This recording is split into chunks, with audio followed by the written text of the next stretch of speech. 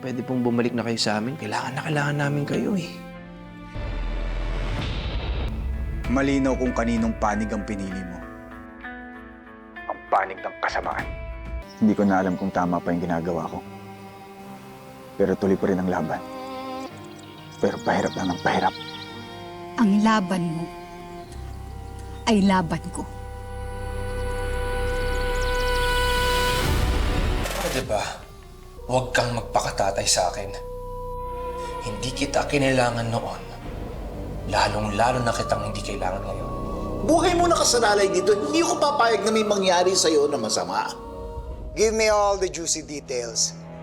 At siguradong mapapatumba natin si Totoy Bato. Oo naman, Don Silvio.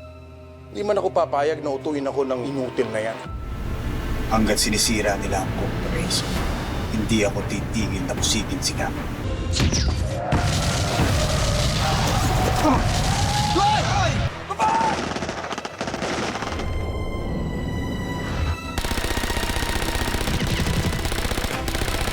Carlo J. Caparas, Totoy Bato.